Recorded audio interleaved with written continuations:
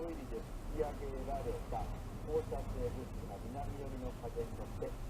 ベラルーシ、当時は白ロシア共和国でしたね。ここの上空を通り、さらにスウェーデンにやってきた。ここでスウェーデンで原子力発電所で異常を感知しました。この先、踏切です。例えばノルウェーですとかデンマーク、この辺りの原子力発電所でも次々に異常な値を、